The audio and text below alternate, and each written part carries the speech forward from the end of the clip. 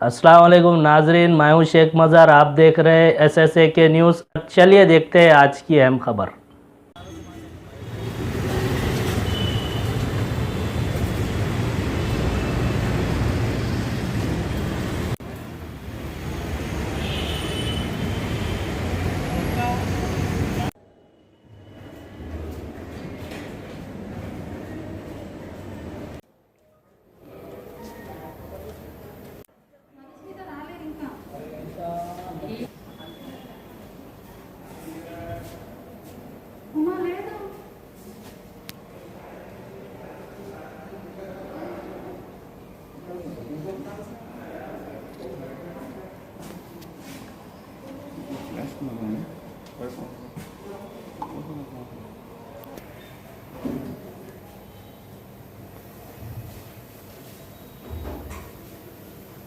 मैं हॉस्पिटल में as a medical director काम कर रहा हूँ। ये डॉक्टर इरशाद है, very young and dynamic promising paediatrician, जो बच्चों के स्पेशलिस्ट हैं। आप लोगों के साथ एक इंफॉर्मेशन शेयर करने का था कि वैसे तो पैंडमिक के ताल्लुक से सभी को मालूमात हैं कि जो है पिछले 7 महीने से सारी दुनिया परेशान है।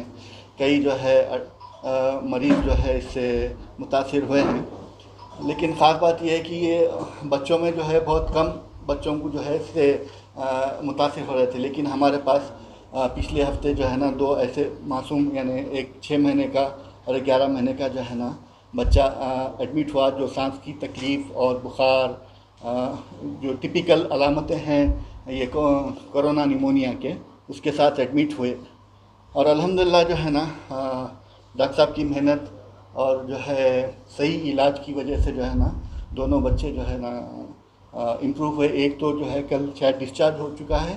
ख़ास बात यही थी बताने की कि ये एज ग्रुप में बहुत कम जो है ये ग्रुप के पेशेंट्स या मरीज़ जो है ना आपको ये निमोनिया से मिलेंगे, लेकिन हमारे पास जो है आके एडमिट हुए और अल्हम्दुलिल्लाह जो है सेहतयाब हुए हैं। और एक तो डिस्चार्ज हो गया है, दूसरा भी इंशाल्लाह डिस्चार्ज हो जाएगा। डॉक्टर साहब आप कुछ तफसील बताना चाहेंगे? अस्सलाम वालेकुम। पीडियाट्रिक कंसल्टेंट हूँ मैं, लास्ट 1 ईयर से यहाँ पे मैं अटैच्ड हूँ। और यहाँ पे लास्ट सिंस मार्च एंड से हम लोग केसेस देख रहे हैं। हर महीना 3 to 4 पीडियाट्रिक केसेस एडमिट होते हैं। यहाँ पे सेपरेट कोविड पेशेंट बच्चों के लिए भी ट्रीटमेंट का फैसिलिटीज़ है। It's a completely different paediatric wards for treating COVID patients, positive patients. जो बच्चे आते हैं जिनको दम चढ़ रहा, परेशान है, बुखार ज़्यादा है, ठीक है, तो उनको एडमिट करा जाता है, ट्रीटमेंट स्टार्ट करते हैं and fortunately we have been getting good results. बड़ों के मुकाबले बच्चे तो बहुत ही कम इन्फेक्टेड होते हैं, लेकिन हर महीना हमको एवरेज 4 to 5 केसेस मिलते रहता है। और यहाँ पे और एक चीज़ क्या है, यहाँ पे NICU भी है कोविड बेबीज़ के लिए। प्रेग्नेंट मदर जो आती हैं कोविड पॉजिटिव रहती हैं, डिलीवरी के बाद एक सेपरेट फैसिलिटी है कम्प्लीटली कोविड पॉजिटिव बेबीज़ के लिए भी ट्रीटमेंट रहता है। और ये आपको बस मैं यहाँ के बेसिक इंफ्रास्ट्रक्चर का आइडिया दे रहा हूँ। और ये सेपरेट टीम ऑफ डॉक्टर्स पूरे हैंडल करते हैं इसको।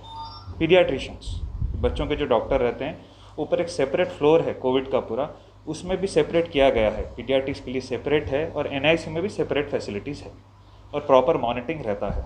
बच्चों का मसला क्या है, एक बेसिक आपको बताने का ये कोशिश कर रहा हूँ कि बच्चे जो हैं, जो बच्चे हाई रिस्क इनको बोला जाता है, जिसको हार्ट का प्रॉब्लम है, जो बच्चा कमज़ोर है, वज़न काफ़ी कम है, पैदाइशी कमज़ोर हुआ है, ये बच्चों को हाई रिस्क केसेस में गिना जाता है।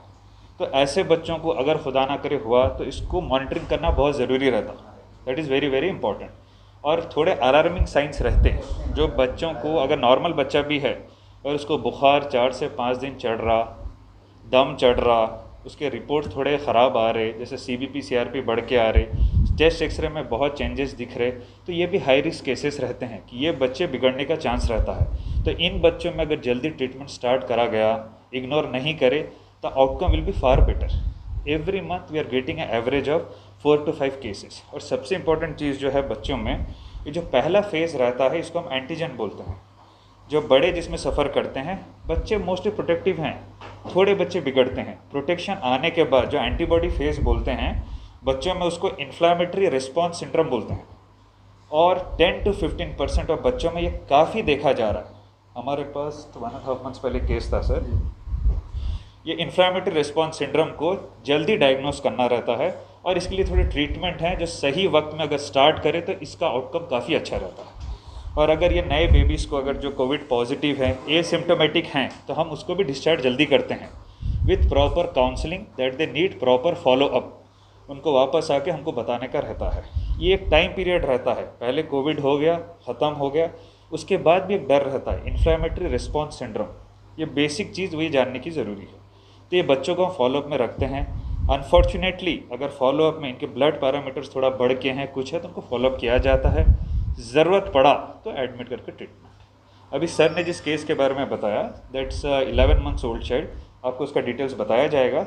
वो 4 दिन पहले आया था यहाँ पे। It was a Covid positive case. उसको काफ़ी दम चढ़ रहा था, इमरजेंसी में आए थे, उनको हमने ह्यूमिडिफाइड ऑक्सीजन स्टार्ट की और basic supportive therapy. With in 48 hours it improve drastically, काफ़ी अच्छा इंप्रूवमेंट था। उसका ऑक्सीजन निकाल दिया गया है, बच्चा अभी स्टेबल है। 2 पेशेंट थे, एक तो ऑलरेडी डिस्चार्ज हो गया, ये पेशेंट की डिटेल्स आपको मिल जाएंगे। तो मेन बोलने का मकसद ये है कि अगर कुछ नज़ला है, सर्दी है, खांसी है, तो इग्नोर मत करिए, पीडियाट्रिशियंस को बताइए। यहाँ पे कोविड पॉजिटिव पेशेंट भी है तो उसको देखा जाएगा ओपीडी बेसिस में। कुछ मसला है तो फर्दर काउंसलिंग किया जाएगा। मसला है, पूरा वैक्सीन दे रहे हैं, जो नॉर्मल वैक्सीनेशन रहता है बच्चों के लिए वो सब देना है, रूटीन वैक्सीन जो रहता है देना है, और बच्चों को हेल्दी खाना खिलाना है, ठीक है। थोड़े हेल्दी विटामिन रहते हैं जिससे इम्यूनिटी बूस्ट होती है, विटामिन डी रहता है, विटामिन सी रहता है, वो देते रहना है, ठीक है। और पीडियाट्रिशियंस के टच में रहना है। अनफॉर्चुनेटली अगर बुखार ज़्यादा 3 दिन से है, दम चढ़ रहा है, please go to a hospital immediately, because this is a very treatable condition. If intervention अगर उसमें हम इंटरवीन जल्दी करें तो, देर करें तो परेशानी हो सकती। ये मैसेज मैंने देने का था। सैयद इरशाद मुस्तफ़ा है, पीपीई किट्स हैं, समझे, जो मास्क हैं, और जो है ये सारी चीज़ों से जो लॉजिस्टिक्स हैं, यानी सेपरेशन करना है, आपको बेड्स की कमी कर देते हैं, आपको जो है ना रूम्स में आइसोलेट करके रखना है। तो इसमें जो है ना द कॉस्ट, और उससे हटके जो है ना अब हेल्थ केयर वर्कर्स भी जो है, क्योंकि there risk of working with such patients, उनके लिए भी तो उनको इंसेंटिवाइज करना पड़ता, तो उसके लिए भी जो है ना द कॉस्ट है एस्केलेट। आप जो क्वेश्चन पूछे थे, वायरस अंदर गया तो बॉडी में क्रिएट, बच्चे को सपोर्ट देना है, ठीक है। उसको दम चढ़ रहा है तो सपोर्ट क्या है कि उसको ऑक्सीजन देना है। तो ऑक्सीजन थोड़ा फास्ट प्रेशर से देते हैं। अभी तक जितना भी माशाल्लाह पेशेंट हुए हैं वो यही बेसिक सपोर्ट से निकल गए। और फॉर्चुनेटली बच्चों में इम्यूनिटी अच्छी रहती है, बड़ों के मुकाबले बच्चे रिस्पॉन्ड अच्छा करते हैं ट्रीटमेंट। जो भी आया है रिकवर होके गया है। लेकिन यही है कि इग्नोर मत करिए। अगर कुछ इनिशियली सिम्टम्स है, बुखार ज़्यादा रह रहा, दम चढ़ रहा, please show to a doctor. अगर ज़रूरत पड़ा तो इलाज के तौर पे जगह जगह छोटी छोटी रगों में जम जाता, तो खून पतला रखना।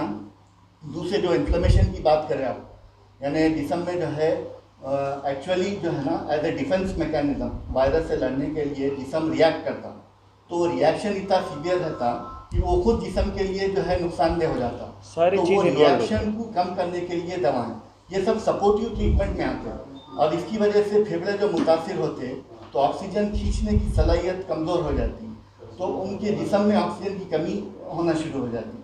तो आप जैसा हवा में 21% ऑक्सीजन रहती, अपन उसको ऐड करके जो है ना देते, और फेफड़ों के जो छोटे छोटे नालियाँ रहते हैं उसमें जो है रुकावटें आती, तो उसको प्रेशर से जो है ना, जिसको वेंटिलेटर बोलते हैं, वो प्रेशर से जो है उसको खुला रखने के जो है इकदाम आते हैं। खुदा ना करे ज़रूरत रहा तो ये इलाजात जो है ना फ़ायदा दे रहे हैं।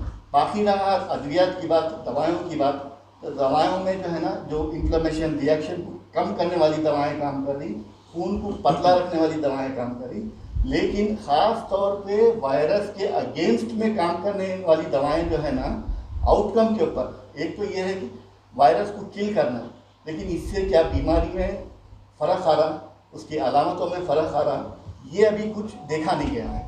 इसीलिए जो है ना यानी कोई खातिर डेफिनेटिव इलाज जिसको बोलेंगे, जैसा कि टाइफाइड के लिए एंटीबायोटिक दिए और टाइफाइड ठीक हो गया, वैसी कोई चीज़ अभी मालूम नहीं हुई।